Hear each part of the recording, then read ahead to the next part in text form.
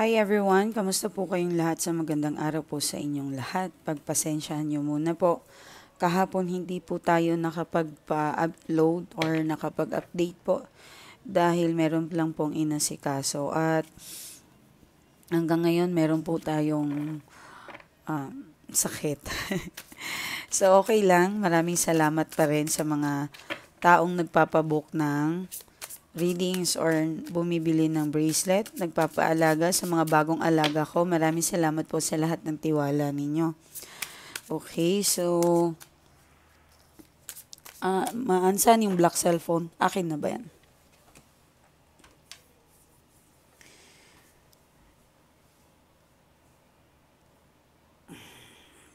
Wait lang po. Okay, so checking energies muna tayo.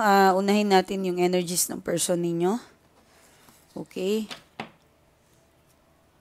Tingnan muna natin kung ano yung kanya, ano ang tawag dito? Current energy. Okay.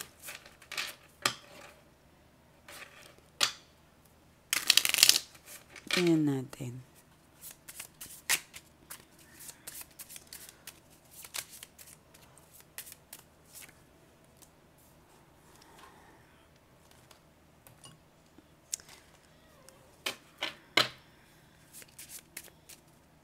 Aray, yung pusa. No na.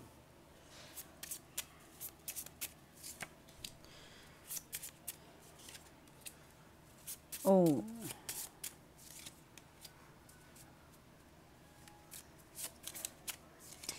Ano to? Sinusubukan niya makipag-ayos. Okay. Hindi ko alam kung nagkatampuhan ba kayo or nagkabatuhan ng salita or feeling niya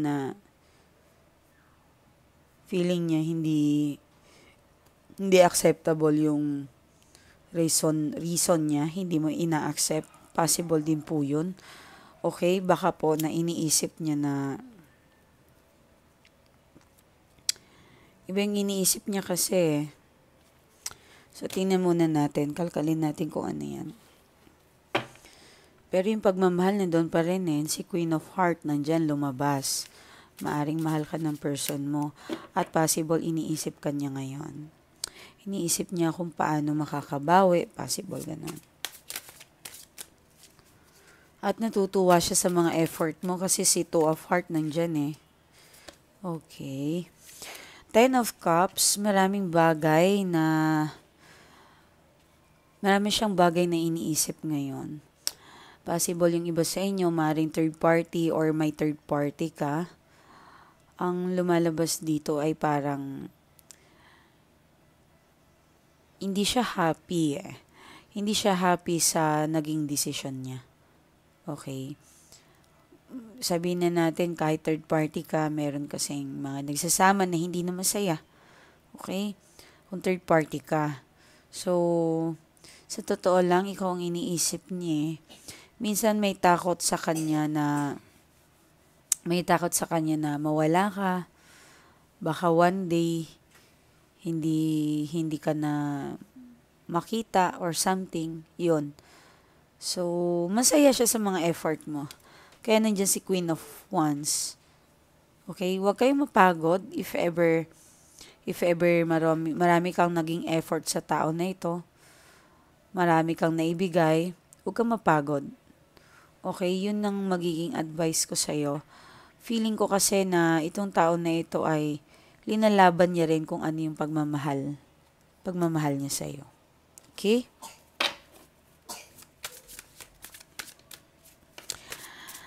Meron din naman tayo dito na Three of Hearts. So, sumagot din yung nasa gitna. Three of Hearts. Si Ace of Cups nandyan. Okay. Kung akala mo na hindi ka mahal ng person mo, alam ko may mga tampu ka, may mga luha ka. Actually, ramdam niya na umiiyak ka. Okay. So, yung iba po sa inyo ay talagang umiiyak yung mga person ninyo dahil nahihirapan nahihirapang ayusin, makisama sa kung ano man yung sitwasyon ninyo. Halimbawa, yung sitwasyon ninyo, long distance relationship. So, nahihirapan po talaga siya. Okay, so hindi lang ikaw ang nahihirapan. Pati po siya nahihirapan din. Okay? So, syempre, like I said, kung marami kayong naging effort dyan sa tao na yan, huwag niyong pakawalan basta-basta. Okay? Yung mga tampon-tampon na yan yung nakakalala ng sitwasyon. Kasi hindi mo alam kung ano yung nasa puso niya eh. Isa lang naman yan. Kung hindi talaga kayo mahal ng person ninyo, hindi niyo na yung makikita. Pero wala eh. Still present, nandiyan yung puso niya, mahal ka pa rin, mahal na mahal ka pa rin niya. Naiintindihan?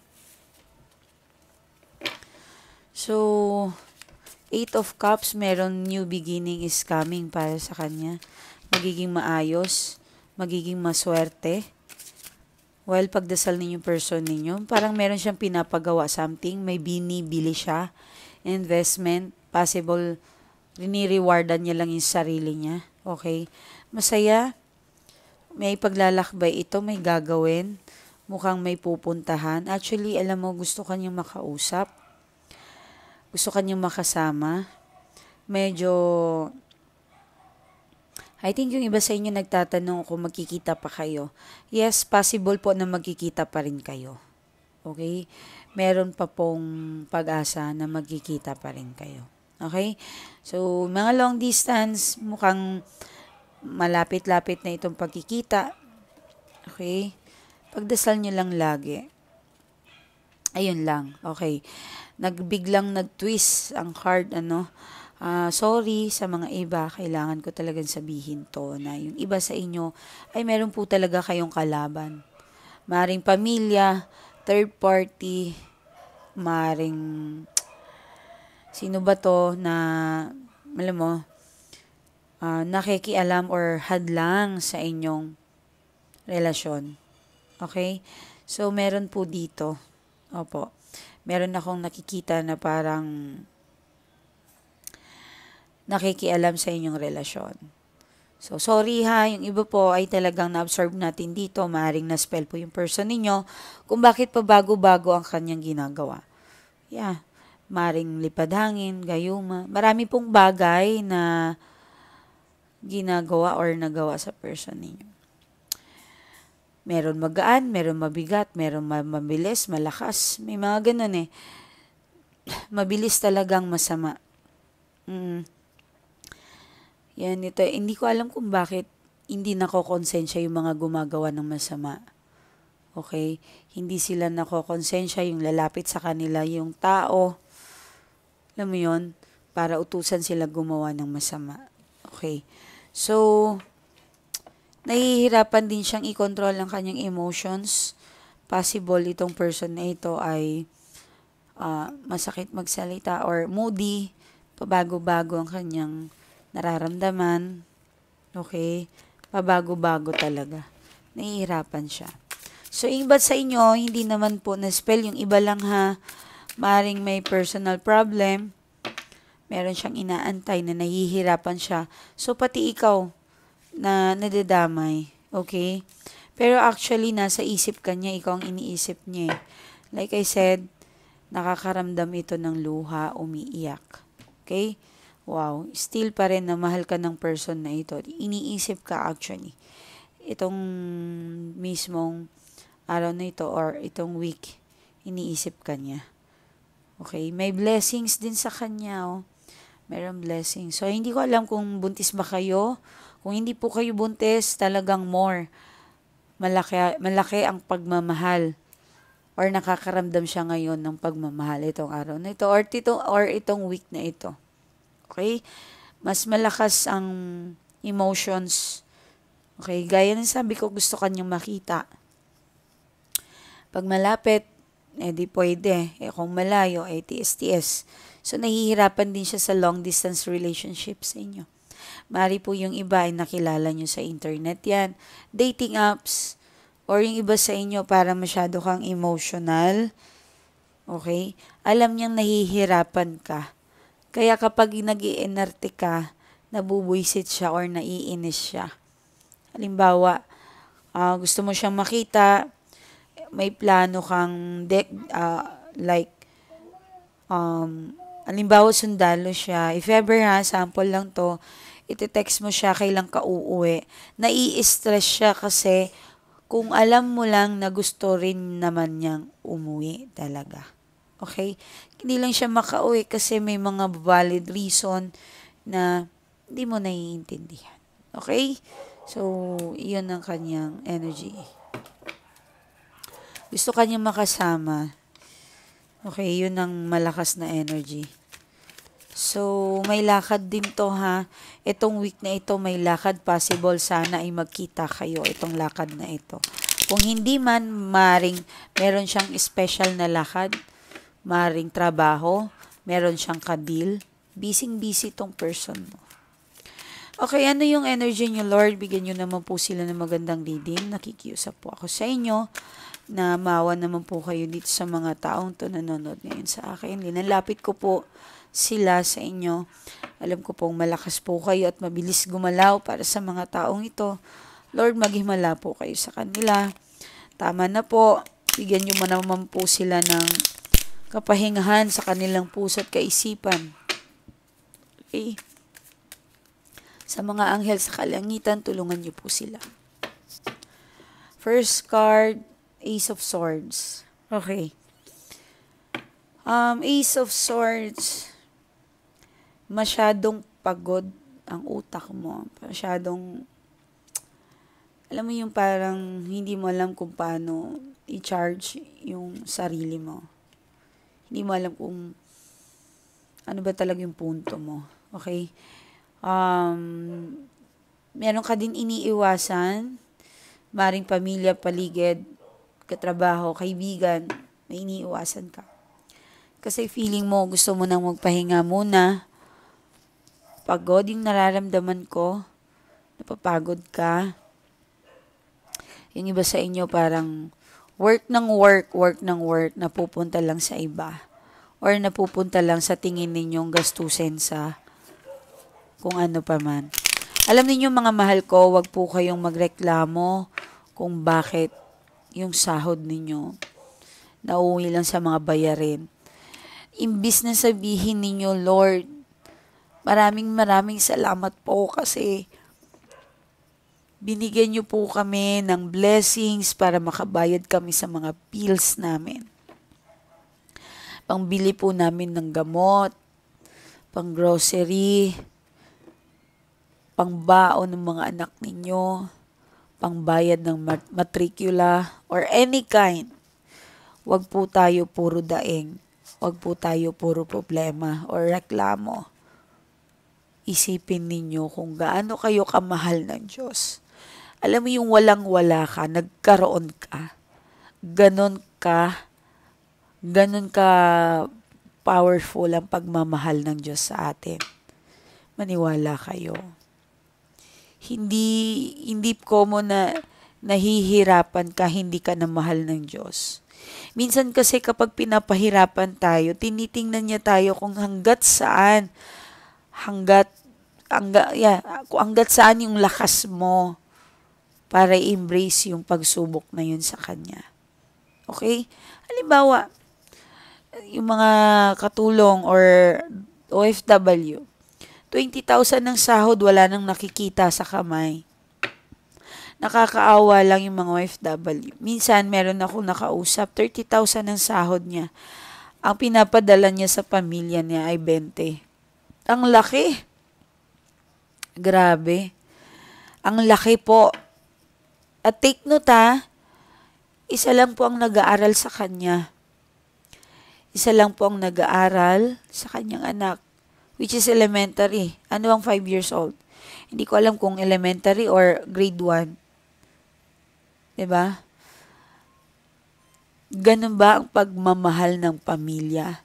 Sa tingin ninyo, mahal kayo ng pamilya ninyo. Kapag iniwan ninyo mga anak ninyo na nagpapadala kayo ng ganong kalaki, imbis na anak, mag-ipon ka anak. Anak, masyadong malaking pinapadala mo. Bawas-bawasan mo. Kaya namin dito kahit maglugaw-lugaw lang kami. Yun po yung tamang pagmamahal ng isang pamilya. At kayo yung mga nanonood dito sa akin, kapag meron kayong kapatid, kamag-anak na sa abroad, kamustahin nyo po sila. Hindi po como engineer yan, nurse yan, walang pinagdadaanan yan, my goodness. Ang hirap ng buhay. Kung makita nyo lang kung paano sila nahihirapang magtrabaho para matupad lang ang kanilang pangarap. Huwag tayo sihingi.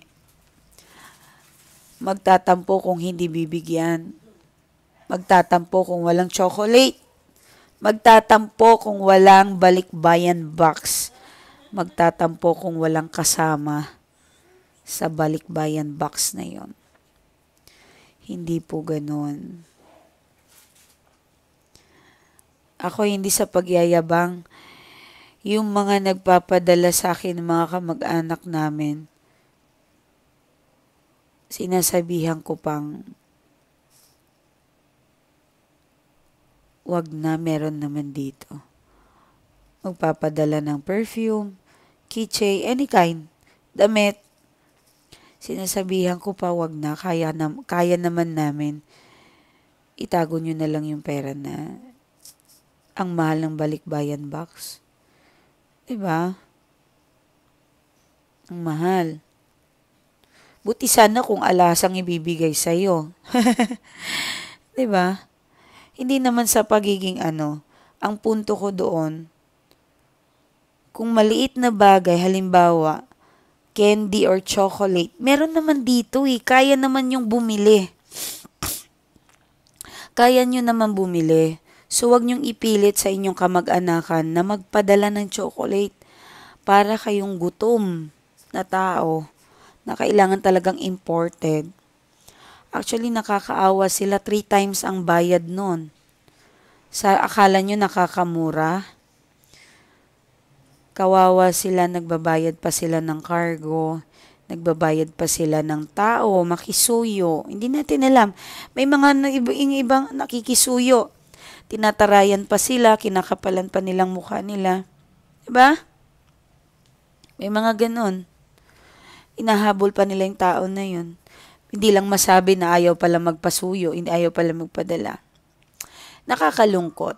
Okay?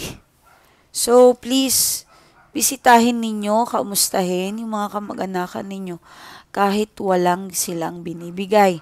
Sapat na yung present. Okay? Hindi ko mo walang naibigay sa'yo, hindi po kayo mahal. Makagipit talaga sila. Mahal ang bayarin ng bahay doon sa ibang bansa. Kahit nurse yan, engineer yan, kahit doktor pa yan. Ang mamahal na mga gamit po doon. Yung mga expenses nila. Okay? So, Ace of Swords. Alam kong malungkot. Feeling mo, gusto mo na magpahinga sa lahat. Meron kang ika-cut off na something. Okay? Pero pag-isipan mo muna, huwag kang magtampo. Okay? So, tingnan muna natin to. Hindi ko alam kung may katampuhan kang kaibigan. Possible ganun. Pasensya na kayo sa boses ko. Talagang paus tayo ngayon. 5 of Cups and King of Cups. Okay. Ito yung sinasabi ko na parang ang dami mong iniisip na bayarin, na feeling mo na shoulder mo lahat like breadwinner ka. Sorry pero lumabas dito may isang taong sa family or hindi ko alam kung family to, parang may tinatago sa'yo, kaperahan, marami silang nakukuha kaysa. Halimbawa, silang nagbabantay ng anak mo. Yan, mas marami silang nakukuha kaysa sa anak mo na pinapaalaga mo sa kanila. O, di ba nakakalungkot?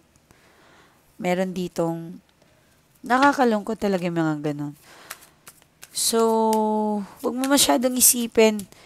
Dapat maging matalino kayo. Halimbawa, yung sahod mo 10,000, magpadalang kayo ng sapat. At kausapin mo sila syempre. Ma, pwede bang, or kapatid ko, pwede bang mag-ipon muna ako, bigyan niyo muna ako ng panahon para mag-ipon? Yun. 'Di ba? Kausapin niyo pa rin sila. Ten of Wands, tama nga ako, meron ditong breadwinner. Iba yung pagmamahal mo sa pamilya mo eh, halos maubos ka, pero talagang bilib ako sa'yo. Yes, Five of Wands, Ten of Wands, Empress, Six of Cups, and the Moon, and Four of Cups. Okay. Lumabas dito na problemado ka pa rin sa pera, mayroon kang problema, nandun pa rin yung problema mo sa isang love, or kayong mag-asawa, or kayong mag-partner. Okay? Hindi naman to totally zero ka. Ang ibig ko sabihin, parang ikaw yung umaako sa lahat ng problema. Tulong-tulong naman, but meron akong nakikita dito na parang nahihirapan ka din sa mga dinadala mo. Okay? Some of you, meron anxiety, depression. Labanan nyo po yan, yung depression na yan. Huwag nyo nang yakapin yan. Huwag kayong maging proud na meron kayong depression, ano bang tawag dyan? Yung maglaslas. Huwag masyadong attention seeker. Maging mature po kayo. Okay? Huwag masyadong papansin sa social media. Akala ninyo nakakatuwa yan yung pagpo-post lagi. Hindi po. Kasi mas more ka nagpapansin sa social media, mas more kang maraming negative na ma-absorb. Okay? So, okay lang naman mag-post once in a while. Pero yung may kasamang landi, umaakit ka ng kung sino-sino, nagyayabang ka, wala pong masamang i-flex yung halimbawa nakabili ka ng cellphone. Pero yung everyday na nag-flex ka, hindi na po tama yun. Para din naman yun sa'yo. Evil eye is exist. Totoo po yung evil eye. Naintindihan? So, meron kang Wheel of Fortune. Seven of Swords. Naka-reverse si Queen of Pentacles. Oh. Okay. Medyo nahihirapan ka talaga ngayon sa emotions mo. Napapagod ka mag-antay sa person mo. I guess siguro, wala namang masama kung mapagod ka. Magpahinga ka muna. Hindi ka makatulog minsan, nag-overthink ka, gastusin at sa love. Pero ang iba sa inyo meron eh. Masipag kang tao kahit papaano. Pag gumalaw ka, meron eh. Okay? Meron at meron. Ayan, Bilib ako sa inyo. Okay? At the end, malakas ka pa rin. Mukhang meron talaga ditong lumabas na third party. Ito yung good news, Iniiwasan niyang magkamali yung person mo. Iniiwasan niyang magkamali. Kung third party ka, I guess, iniiwasan niyang masaktan ka. Pero may pagka-fried chicken to, yung ka-deal mo, Ang gusto niya, nandiyan ka lang, ayaw ka niyang mawala. Okay? Yung iba sa inyo, maaring may third party, pero mukhang masaya siya sa'yo. Ayaw kanyang masaktan. Okay? So, maraming salamat sa lahat ng nagpabook ng reading. Okay? Meron pa akong hindi nare-replyan. Hindi ko pa maasikaso, pero sa ngayon po ay bibigyan ko po kayo ng oras this time. Ito po ang aking Facebook account. Huwag po kayong mag-message dyan sa magtawag. Dito lang po kayo sa aking Facebook account. Meron po akong 2 account. Ay, 3 actually. Ito, una. Yung 2 na po ay bagong gawa. Backup account ko lang po yun. Kung baka sakaling magka-problema dito. Backup lang po yun. February 4 po, in-upload yan. 939 ang kanyang in-upload. Ito po ang cover. June 4, 504 in-upload po yan. Okay? So, nakikita nyo po, dyan po kayo maaaring mag-message. Huwag po kayo mag-message sa aking page. Hindi ko po yun sakop. Hindi ako lagi doon, yun ang ibig ko sabihin. So, tingnan natin. Ma'am, sobra po ako nagpapasalamat sa inyo dahil ang person ko po ngayon. Dahil ang person ko po ngayon ay ang laki po ng pinagbago. Nakikipagbalikan po siya sa akin at inaayos niya po ang aming relasyon. Gusto ko po siyang pagbigyan, ma'am, pero syempre, gusto ko po ay mag-effort muna siya. Gaya po ng sinabi niyo sa akin, obserbahan muna. Pero tama po kayo, ma'am, talagang napabago ang person ko. Nararamdaman ko po ang laki ng pinagbago niya. Binibigyan niya na po ako ng oras kahit hindi po lagi okay lang po sa akin. Nauunawaan ko po na siya ay may trabaho din at may mga bagay dapat siyang unahin. Basta ang importante po sa akin ngayon ay naging okay po kami. Maraming salamat, ma'am, sa lahat ng tulong mo sa akin. Talagang legit, naramdaman ko ang pagbabago ng aking person. So, sa mga gusto pong magpaalaga, yung person like, ayun, kanina may lumabas na spell, kung ipapacheck ninyo person ninyo, pwede rin naman po. Yung money oil natin available, yung love oil natin available, yung mga pang negative spray natin available naman po yan, mga madam ko, mga boss ko. Okay, pero mas pag malala po ang problema ninyo, mas maganda po magpaalaga kayo. At lahat po ng client natin ay dadaan muna po sa reading. So, ingat po kayo and maraming salamat sa lahat po ng nag-avail po dito sa akin at nag-message. Sa mga hindi ko pa po na-replyan, i-message nyo po ako ulit. Baka po nadaganan na kayo. Okay, ingat po. Bye-bye.